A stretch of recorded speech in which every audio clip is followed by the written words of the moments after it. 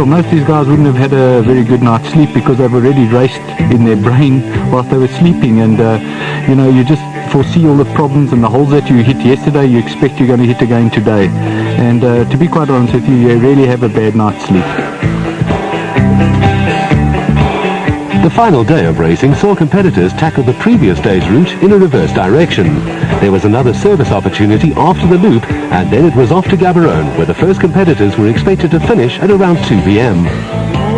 Naturally, it was the Chepek team which led away from the start, with Reinecker starting some 3 minutes later, and the battle was on, even though they were racing for separate championships. After a longer wait, Schilling and Thorn got ready for their start, knowing that a lot of hard driving lay ahead if they were to score their maiden win in Botswana. But the guys would have no punctures, keep the pressure on those boys and catch them. Want to win today. We've done it before, so coming from behind, but cars are good, navigator's good here, and we had a good night in the bush, so we're ready for it. The question was, would they be able to make up a 15-minute deficit? You know, one of the things with a desert race is you drive to the overnight and then you race back, and the strategy is crucial. And if you come in within 20 minutes of the leader, you've got a very real chance of winning this race. If you look at the results of the past 2 years, drama always happens in the last 20 or 30 k's of the race. And for Schilling to be so positive going out there, he knew he had to go like hell, because Frans Chepek Jr. is really a good driver, and as can be seen, he's very quick. I personally think he's a bit quicker than his old man, and Schilling would have had his day cut out for him with the dust. It's very easy to catch a guy, but it's another story overtaking him. Schilling certainly wasn't hanging about, and neither was Lambert, as the big Class A cars battled to keep on the straight and narrow.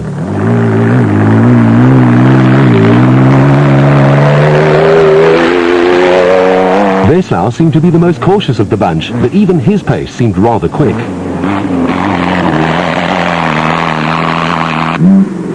Behind him, Harvey seemed intent on making up ground as quickly as possible, and was kicking up huge clouds of dust as the tyres scrabbled to find grip. Behind Bahrain, the Class B battle had undergone a complete turnaround. The Italians, Leon Buerter and Richard Everingham, held second in their rather rapid home-built ETT Bushmaster that had young Bevan Bertolt breathing down their necks.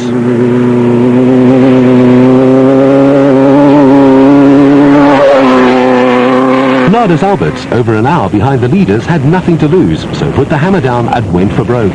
Even the helicopter seemed to lose out to the fast straight sections. This is a brilliant television shot. You can see how quick he's going down there. It really doesn't show the true speed of the car, but he's doing close to 80 miles an hour. Tony Yeo, without front-wheel drive, had no intentions of chasing R.P. Reinecker.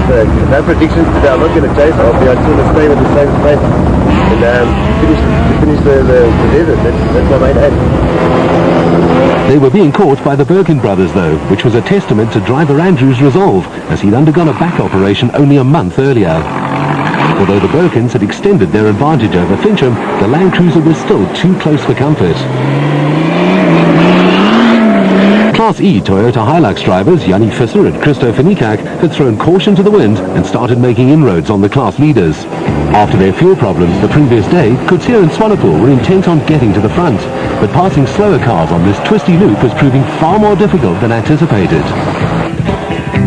Back at the starting area, the quads were preparing for their race, and with a clear road ahead of him, there seemed little chance of anyone making up much time on the Lichtenberg Farmer.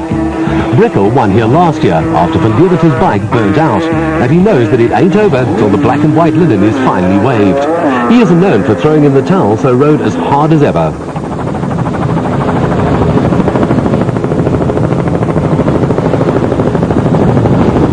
Johan Lotter had surprised a lot of people with his pace on the first day.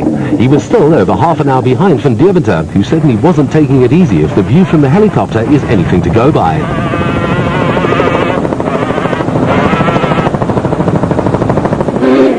Brickel hadn't relaxed his pace either, and the aerial shot shows just how narrow the tracks are and how little room for error there is. One mistake and those thorn trees will turn your body into a pincushion. After his problems the previous day, Van der Merwe was staying on the gas in a futile attempt to get back on terms with the leading duo.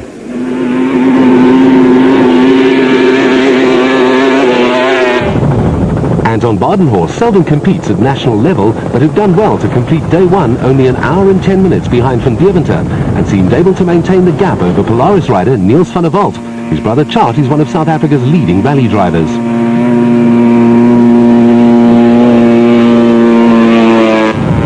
Back to the two-wheelers, and McLaughlin had set a tremendous pace. Happy about the starting position. I'm going to go as fast as I can. I'm not too happy. We're a bit close to the quad, so there's really going to be dust early this morning. But luckily we all have to have the same dust, so I think I'm going to try and use it to my advantage. He did just that, and virtually paralyzed the opposition with his pace.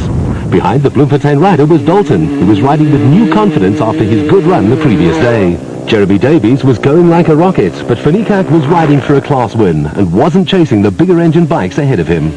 Well, I think I got a bit of a disadvantage this morning. The first few Ks is pretty fast and bigger bikes might catch up to me. The next KTM team rider was Carl Leroux on the 362 stroke, and he was being chased by the similarly mounted Evan Pretorius, who was still holding on to a top 10 position.